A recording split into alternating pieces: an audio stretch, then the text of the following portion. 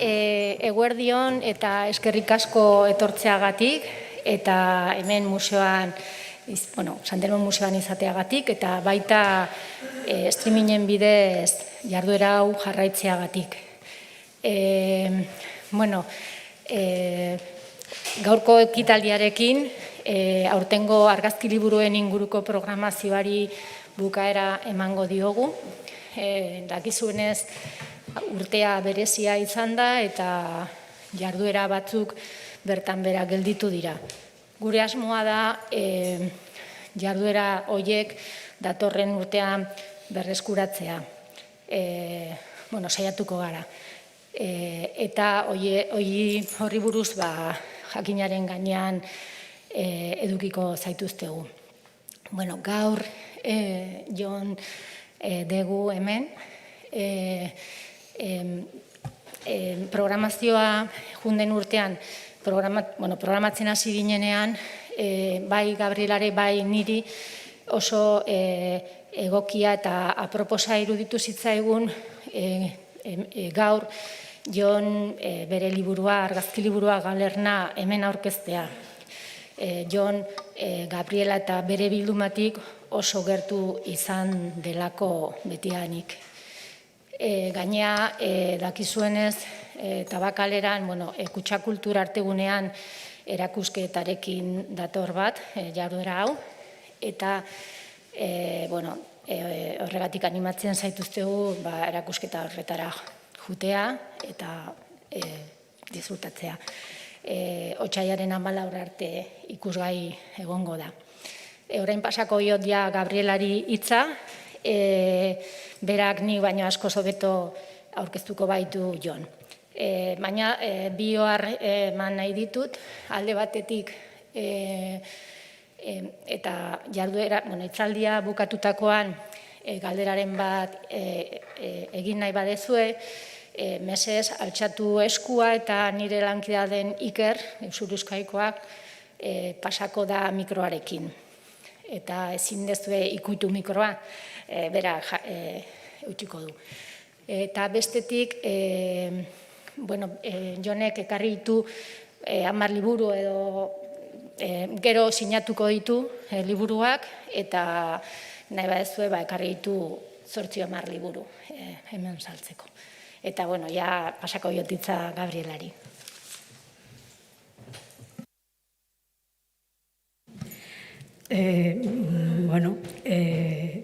Egunon, eguerdion,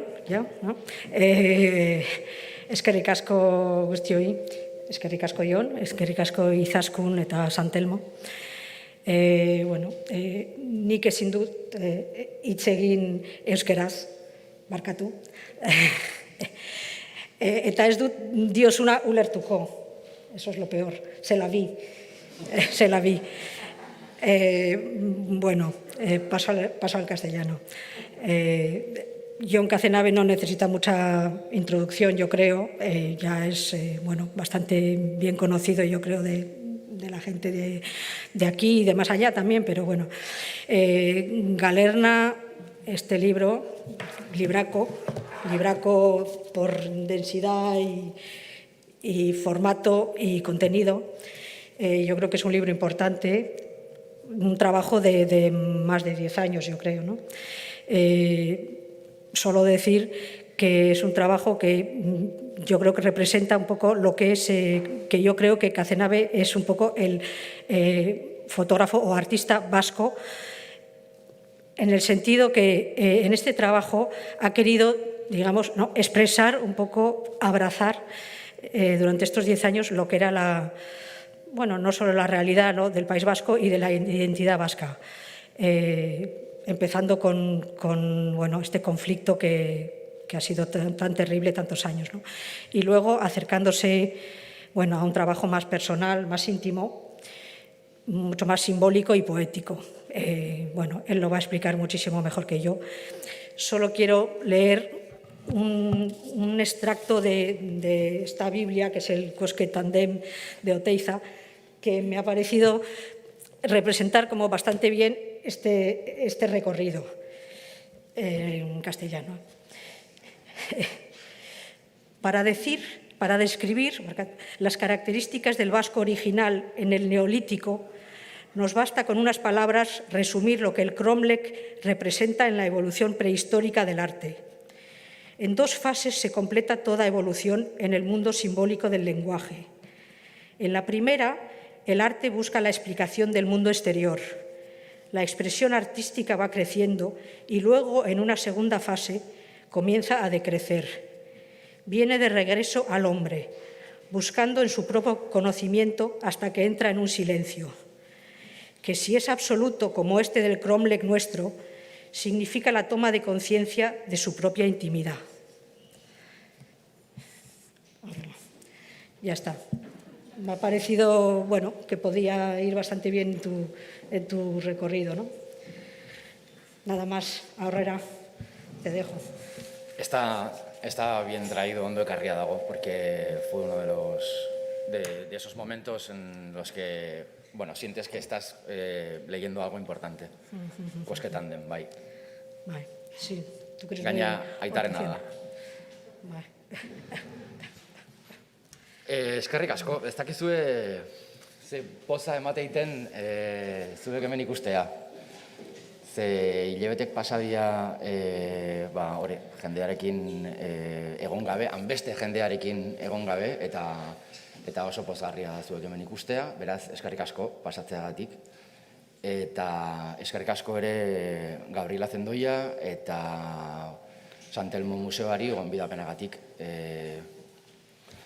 Oso gustora etortzen naiz ni beti San Telmora, ze esan genezake San Telmo dala guretzako argazki liburuen etxea, ez? Gabrielaren esker, beraz, hori, eskertzea tokatzen da. Baita Kutxa Fundazioari ere, ekitalde hauek antolatzeagatik, eta hori, benetan hunkigarria da ere, hemen San Telmon, Donostin, eta zuen artean liburu hau aurkeztea. Ze Gabrielak esan duen bezala, epeluzeko lan bat izan da, eta askotan ere, galdernan eretzako Gabrielak ere esaten zuen, arraroa zala, ez da? Osa, eskutartean daukazunean esaten duzu, hau zan. No, pero que quiero decir que era naturaltasunez eramango dugu hau, ez da? No, decía que, me acuerdo que cuando cogiste el libro, que decías que era como una cosa extraña, ¿verdad? Después de tantos años, de repente, como tenerlo en las manos, es como que dices, pero sí, es esto. Era más una idea que un trabajo. Eta niri ere gertatzen zitzaidan, ze, hori, 13 urteko lan bat izan da, eta liburu proiektua 2015an hasi izan, eta begira, oain 2020an argitaratu dugu. Orduan 5 urteko lana izan da. Saiatuko naiz,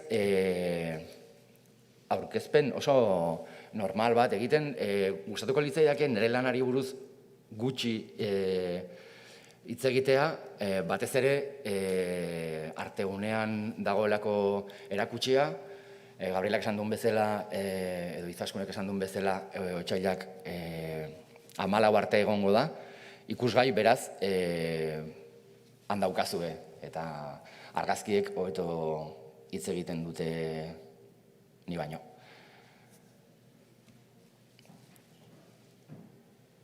Hau da liburua. Galerna du izena, eta Dalpine eta Atelier Xabier Barraldek argitaratua dago. Esan bezala, 2015an hasi ginen lanean, eta plazerra izan da bi argitaletxe hauekin lan egitea eta liburu argitaratzea. Zergatik, ze nik usten dut kombinazio oso interesgarria dela. Atelier Xabier Barral oso argitaletxe famatua da, Parisekoa, mundu mailan distribuzio oso indartsua daka, eta Dalpine Madrideko editorial bat da.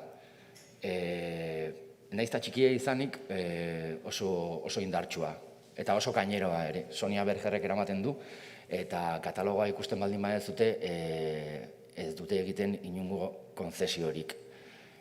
Oso katalogo indartsua da, tituluak esan behar nun ez direla erresak, baina bai badituzte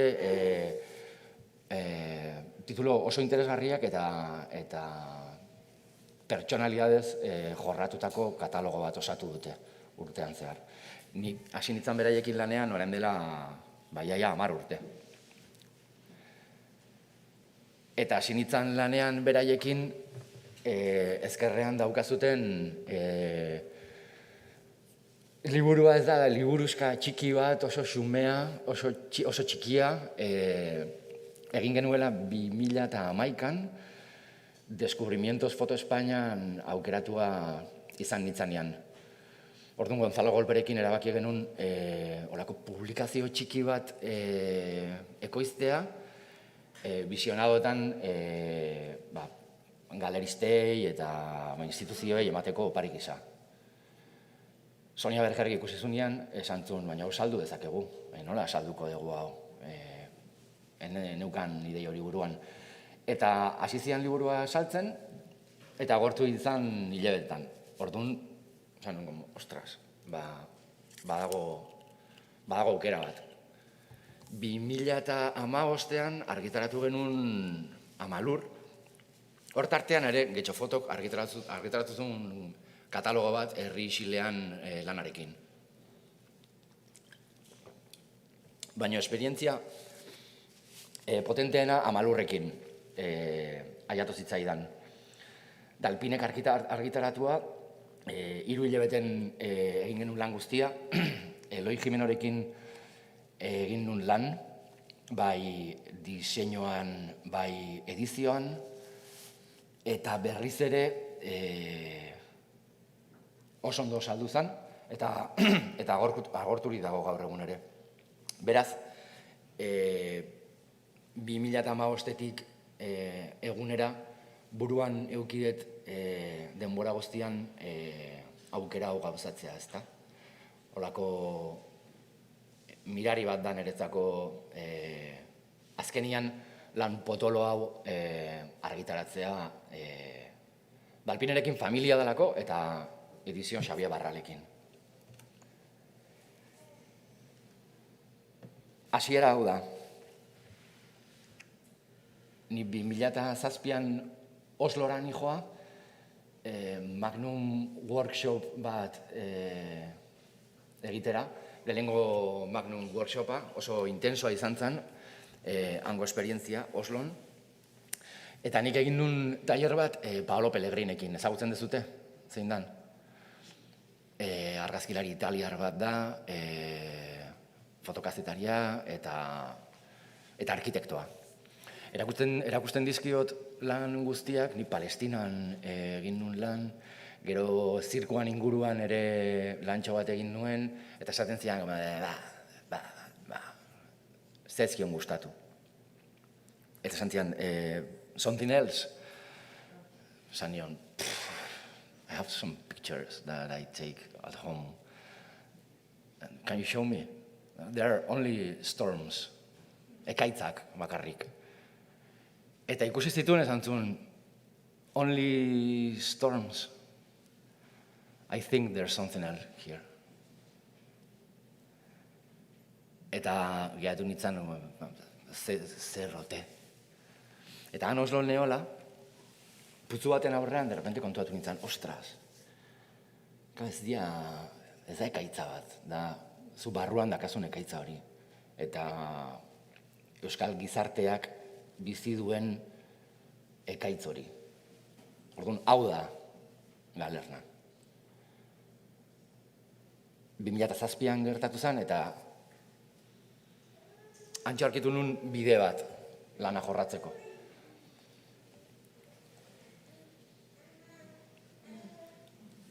Hau da, grafiko bat, gezurra da, baina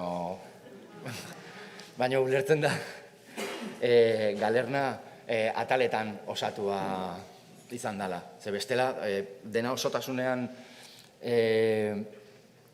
ikerketa, ez dakit ikerketa bat dan, baina inasumiblea esan niretzako gai guztiak ikutzea lan berdinean, orduan erabaki nun atalez osatzea, 2007an gatazka hasten da, 2010an Euskal Kultur erakundea eta Getxo Fotoren eskutik herri isilean egiten dut, iparralden, 2011tik 13 numen, Ardora ere egiten dut 2011an, Nekane Aranburuk eskainizian erakusketa batekin, akuariumen eskutik ere. Gero datorra Malur, 2013an eta 2015an, Beka Fotopres baten eskutik, eta azkenean Uraitz. Hau oso lineala da, eta egindako bidea, ez dakit, ondo ikusten da bai. Honako hau da. Eremuak ez da. Nik ez dakit nola ditzen da, Euskal Erkide autonomikoa esaten da. Euskal Herria, Euskadi Baskongada, guk ere ez dakigu nola ditu ere. Baina bai, hortan, gero iparralde, gero Pirineora nijoa Inauteriaren eskutik, eta Kromletxaren eskutik ere bai, horregatik Oteizaren garrantzia. Onjarbiko arrantzale batzukin Atlantikora nijoa, eta gero lezea aztertuz, Kataluniatik Asturiasea eta hortik Dordoñara. Berriz ere, Uraitzekin nire etxera bueltatzeko. Orduan da, gauza oso kanbelianoa, ez da? Periplo del héroe edo lako ze. Hasi etxean eta munduan zeharrez, baina eremuak ireki, mugak zabaldu, berriz ere etxean bukatzeko, baina erabat indar berrituta, erabat aldatua. Horregatik esaten dizuna oso lineala dela eta oso ondo ulertzen dela gauzak zientziaren bidea erabili detelako, ez? Eskailera hauek. Ikusi nunian hau ez dakin non pilo bat postu nintzen, ze honek esaten du zientziaren bidea olakoa dela, ez? Eskailera kilo edo bide bat jarraitu, baina artearen pentsamoldea erabat ezberdina da. Dena dago olako mandala baten gisa antolatua, ez? Dena dauka bere forma, baina konexioak garrantzitsuak dira. Beraz, ez pentsa galerna prozesu hau lineala izan dela, baizik eta olako toroide forma bat eduki du. Non dena zegoen konektatua eta nahi hori ere bazeon hor atzetik. Itxasoa aztertzen nunean ere Euskal Gatazka ere atzetik antzeon.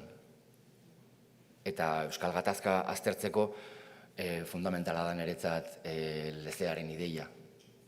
Piskat, horrela osatu dut nik guztia.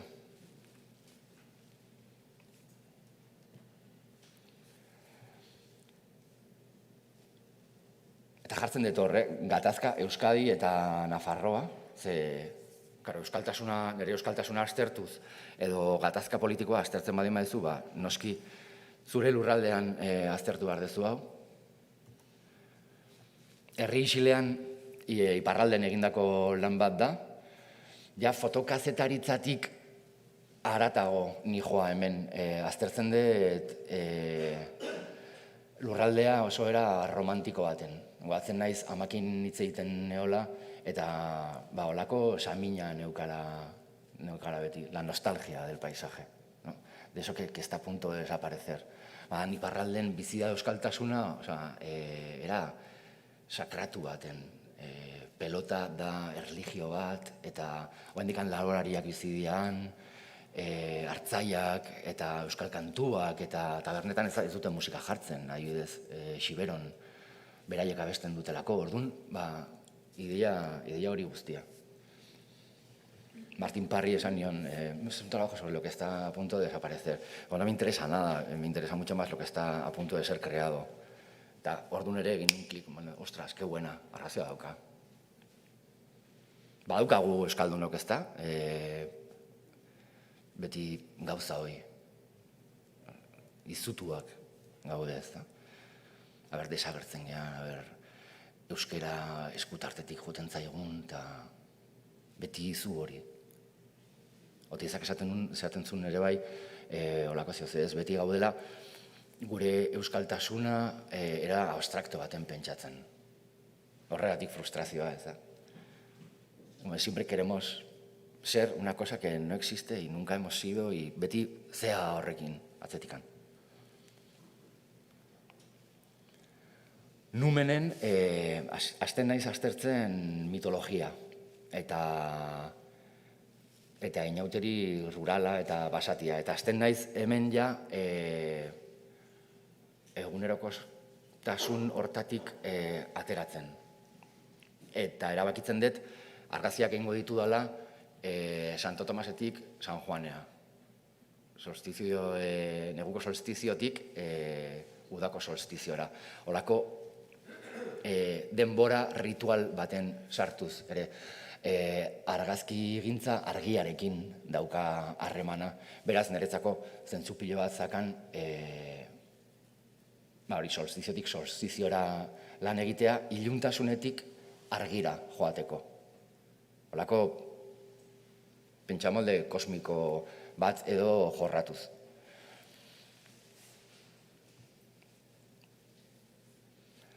Numenen ere paisaia hasten naiz aztertzen. Pirineoan egiten dut lan nik, eta niretzako paisaia hauek liberazio bat bilakatu zian. Eta zuloa, ezta? Beti ohartu nintzen zuloa garrantzi pilo bat zakala.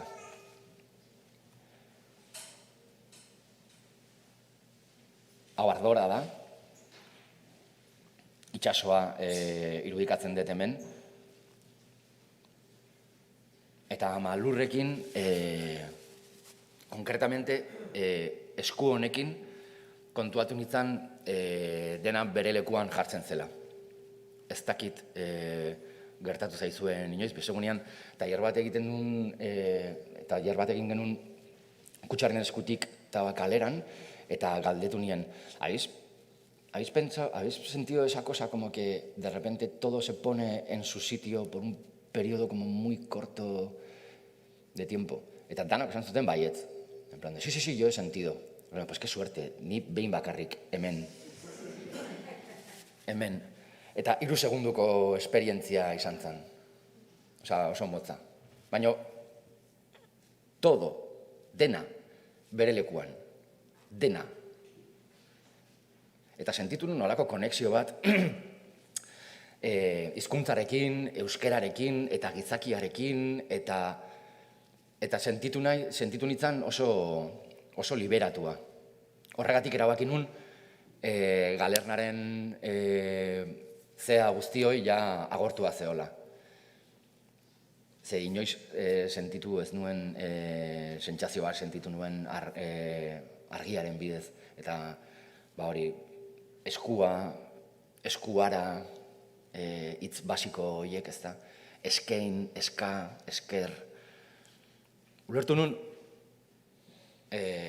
kolako klimaks bat sentitu nuela han.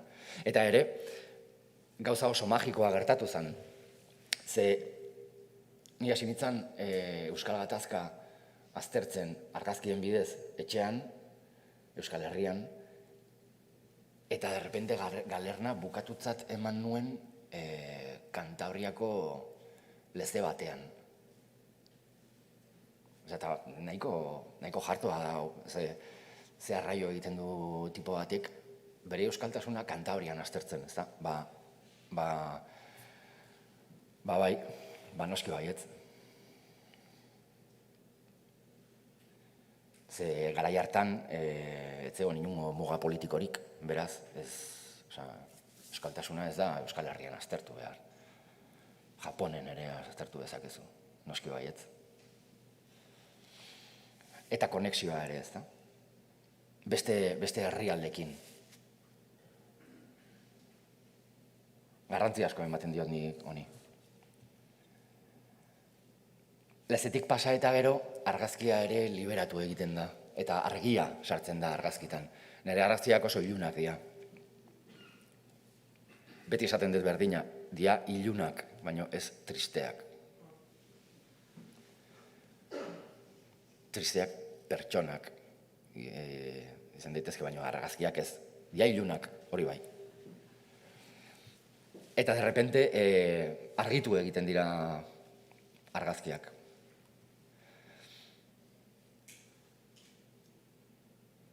Bukatzen dut lana etxean, oso polita da gaina, bukatzen dut lana etxean, baina etxean esaten detenean, ez dut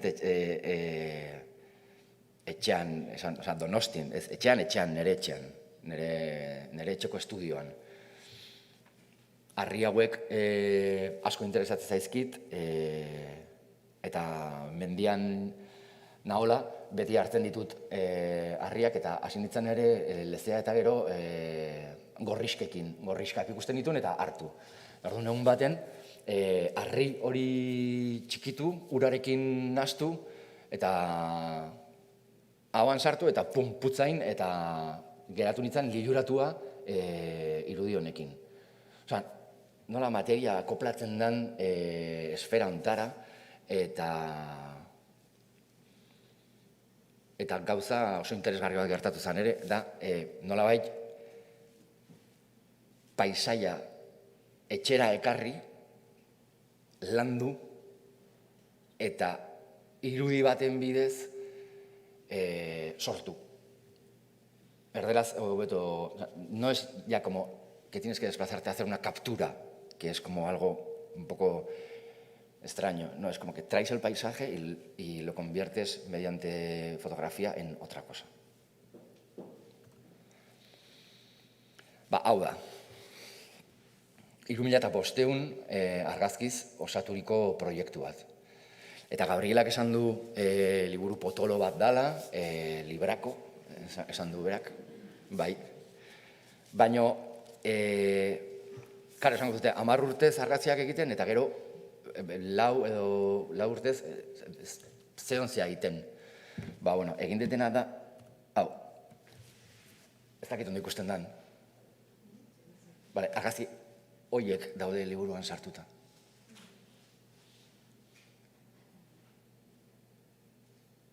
Ehun eta 50.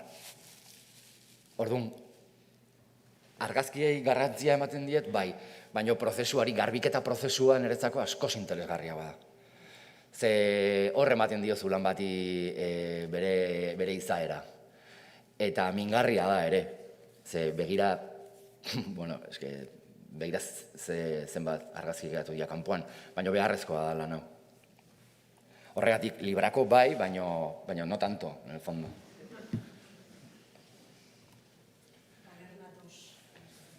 No. Olako gauza, nik uste dut, olako gauza behin bakarrik egin dezakezula. Olako gauza bat, zinezkoa da berriz. Ez dauka zentzuri gaina berriz egitea. Bale, 2015an ezagutzen dut ezkerreko tipo hori, Xabi Barraldu izena, eta da argazkigintza mailan nik usten dut editorerik ikonikoena.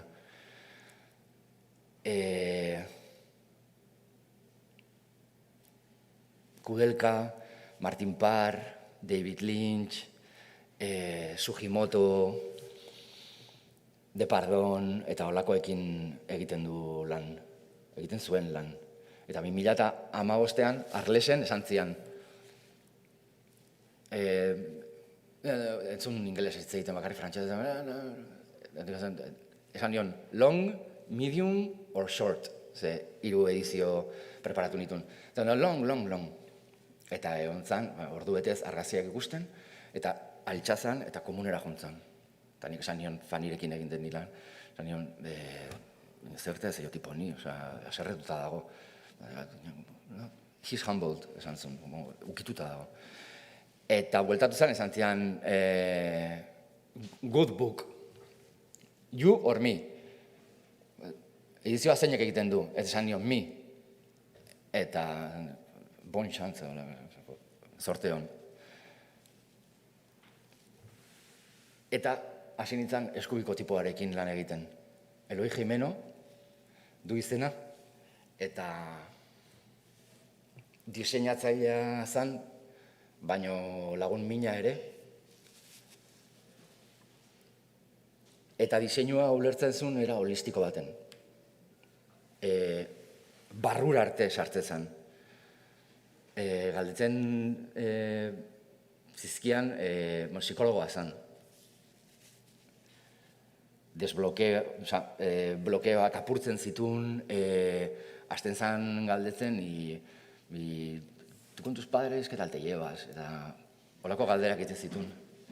¿Qué es lo que más te gusta hacer con tu viejo? Ze, somatzen zuen, bazeola zehor, bazeoan noski zehola. Bi pertsona hauek hemen daude, ja ez daude gure artean. 2019an, otsailan, Eloik erabaki zuen bere lana ez bukatzea, eta jo nintzen, eta astebete beranduago, Xabi Barral hiltzen. Beraz, beraiei eskainia da liburu hau. Eta oso garrantzitsuak izan dira proiektu honetan. Eta garrantzitsua da ere, liburuak badute memoria. Eta proiektuak badauka ere, puntu hori. Eta beraiek ere badaudelako hemen. Eta denborak eragina badaukala objektutan. Eta garrantzitsua dela ere objektuei denbora ematea, proiektuei denbora ematea. Ze kargatuz, dijoazte, kargatu egiten dira. Eta energia hori polita da. Eta 5 urteko proiektua izan da, ze erakunde asko egon dira sartuta. Argitaletxeak 2 izan dira, Xabier Barral eta Dalpine, baina atzetikan eukidet sekulako sustengua ere. Kutxa Fundazioarena eta Eusko Jaurlaritzarena. Baita Fred Destribatz lagun min batena.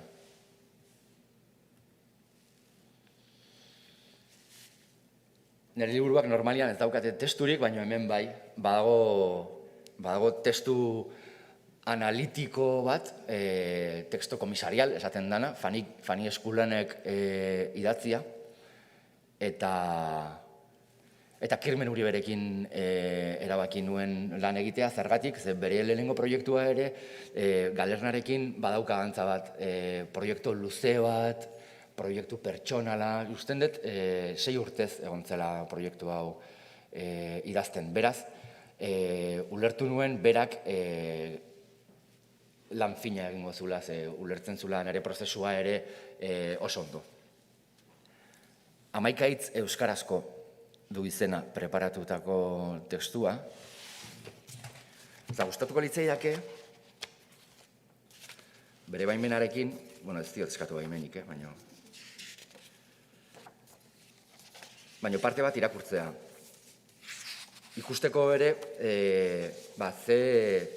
ze karga ematen dion berak testuari eta lanaren interpretazioari. Orduan, leize du izena kapitulu hau, atal hau. Ez alda argazki kamera leize bat, ez aldu iluntasunak biltzen betiko badoan bizitzako unea, lezea da babeslekua, etxerik zaharrena. Gizarti primitiboetan umeak erditzera leizeetara joaten ziren. Umea amaren barruan zegoen eta ama naturaren barruan. Leize txikia leize handiaren baitan. Zuribeltzak ere badu zerikusia leize barruko argiarekin. Zuribeltzarekin keinua da ageriagoa. Zauriak azalean daude zuribeltzean. Gutiziaren ederra, luzaroan gordetako mina. Urte askotako lan orduen ordaina zuribeltzean hobeto ikusten dira. Eta zuribeltzak badu lehendatik zerbait. Erakusten duena erreala da, baina fikzio bihurtzen du. Ez delako erabat zehatza, tartea uzten diolako ikuslearen imaginazioari. Oso ederra da hau, eta zoragarria da, ez da, leze bat, argazki kamera bat bezala ikustea. Hau da, holako kotilloak hain ez ni botatzen hemendik, Barralek egin zuen, bilduta geundenean, lehenengo cover proba bat. Eta hasi zan holako ekaitz bat margotzen. Eta justo, Lindselok egin du diseinua, eta papera honik dakat, eta ez diot inorri erakutsi. Baina justo eske, ideia berdina da. Berdina. Hori ere polita da. Eta Eloik esan zuen behin ere, beti izan Eloi bere mobideekin, no, lo que vamos a hacer es coger un papel de esos japoneses que tú utilizas y lo vamos a quemar con humo y tal, no sé qué, para que salga como una nube hecha con humo de la cueva y tal, y no sé qué. Así que ideia ere nahiko argi zeon.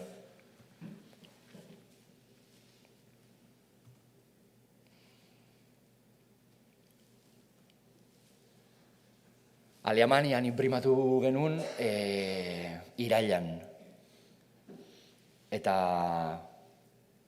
zoragarria izan zen lan egitea, tinta berezi bat sortu zuten liburua inprimatzeko, eta ni probak egiten neola, eman zioten Charlotti, production manager, Xabi Barraleko production managerari, the last book we've made, here you have the last book, eta esan Londres de Sergio Larrain. Orduan kontuatzea, ez? Nun zauden eta ze garrantzia daukan momentu horrek.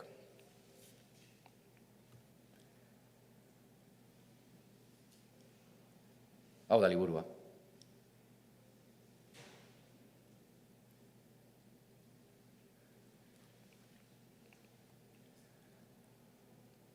Oso edizio zorrotza eta layout hau ere oso klasikoa, oso zuzena, oso minimoa, inungo artifiziorik gabe.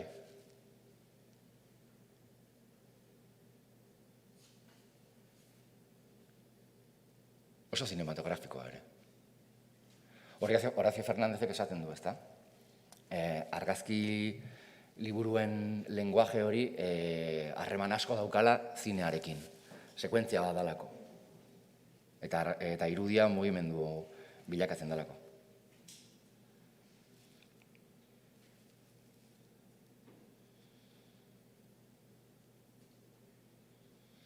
Eta liburua bai, baino liburu honek badu erakusketa bat ere bai. Esan bezala, Artegunea Kutxa, Tabakaleran.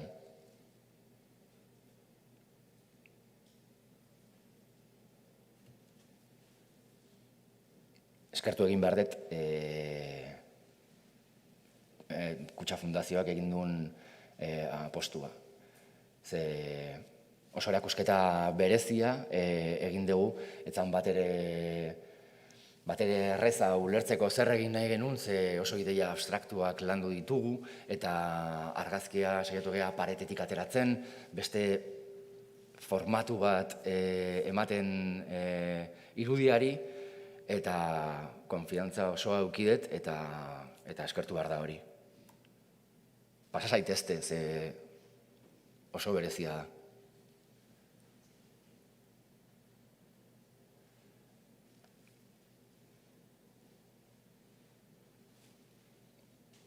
Bukatu dut, ja.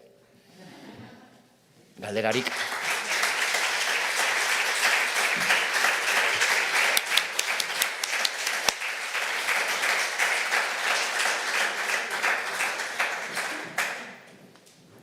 Galderarik eukiezkeo, bota lasai. Mikroa ikutu gabe. Hori bai.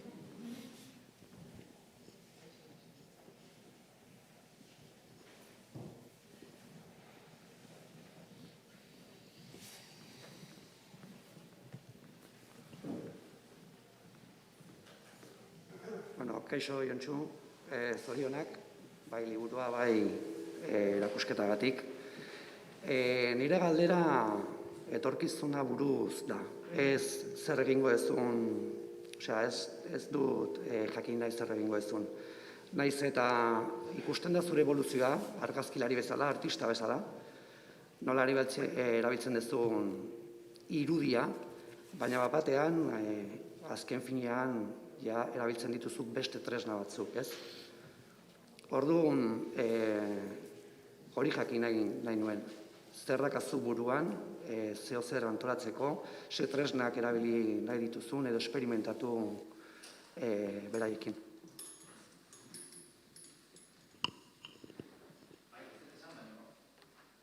Ez dut esan, baino liburu hontan eta erakusketan ere gauza asko ez bakarrik identitatea eta euskaltasuna noski baiet atzetik daudela, baino ere ikus dezakezute nola sortzen den argazkilari bat. Zeni 2007an hasi nintzen argazkiak egiten, eta hori ere liburuan eta erakusketan irudikatzen da. Ez el proceso de aprendizaje de un fotógrafo. Hori ere badago, nire lehengo lana dago. Eta etorkizunera begira bai, noski baietz. Nik irudia ere, nerezako irudia tresna bada. Eta hau egin nahi izan dut azkar. Bukatzeko, eta oso azkar bukatu dut, 10 urtez, ez da zerre. Baina hain bai, gustatuko litzaidake denbora gehiago hartzea. Eta irudiak sortzeko prozesu berezi bat erabili. Aintzinako teknikak, gustatuko litzaidake kolorea sartzea ere, hain naiz, lan hori egiten. Eta irudiari eta argazkiari fisikotasun bat eman. Hori gustatuko litzaidake. Hortarako, bai pigmentuak, gorriskak, baino zianotipia ere gustatuko litzaidake erabiltzea. Hain naiz, Nikoren kamera baten atzetik, argazki panoramikoa egiteko. Eta, erabat irekia, ez da? Lan bat bukatzen dezunean, konturatzen zea bukatu dezula, beste bat hasi dezulako. Eta badakizuten ere prozesuak superluzeak diala. Baina, oraingoz, hoi esango nuke. Kolorea eta fisikotasuna. Eta noski ere, liburua eta erakusketa akonpainatu, ze hori ere egin behar da. Gauzak ez dira paretian zintzilikatzen edo argitaratzen, eta proiektuei konpainia egin bartzaile. Egan egiten dute, hori da politena, artista batentzako, ez? Eta zuen baitan dago galerna orain, eta hori oso ederra da. Baina hori, bultzada bat ematea ere ez dago gaizki, eta gustatuko litzaidake erakusketarekin eta liburuarekin pendiente egotea.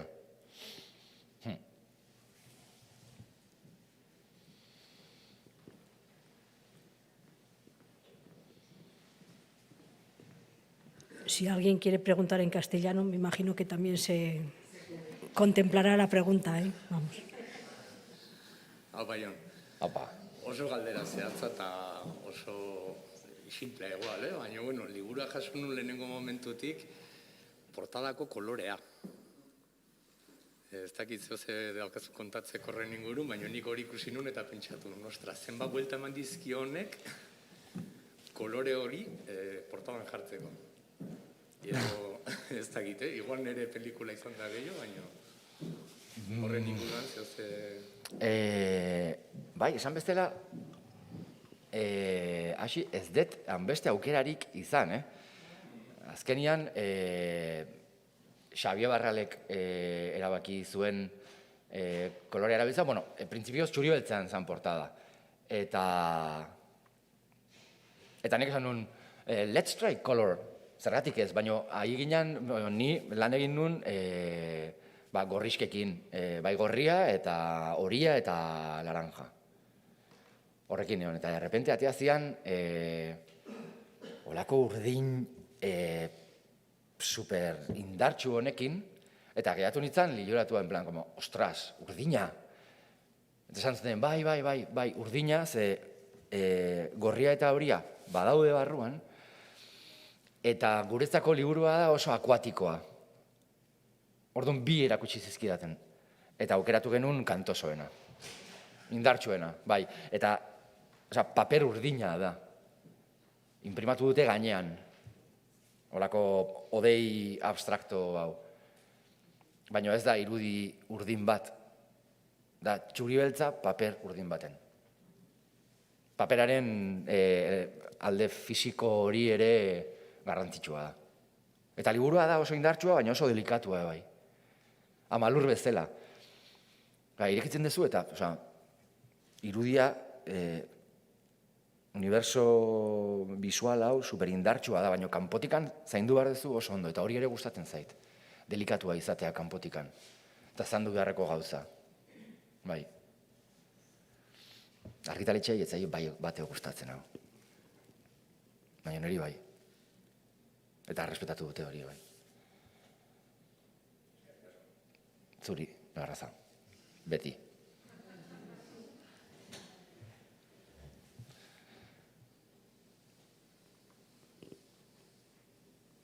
Ez dakit, galdera gehiago dagoen.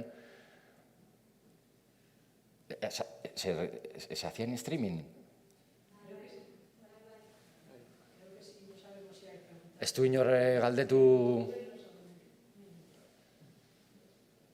online plataformatik? Ez? Eskerrik asko eta esan ere hori, 8 liburu ditut hemen, norbaitek nahi ezkero, aukera ona. Ze ez dut sinatu libururik oraindik, sinatzen duten lehenengo aldia izango da. Beraz, animatu zaitezte, 42 euro balio du liburuak, Artegunean ere saltzen da, salgai dago, hango dendan, beraz, animatu, ze oso gauza polita da, eta bai, eta superarro gaude danok, eta 42 euro, ez da, ezer, supermerkea da, supermerkea da. Vale?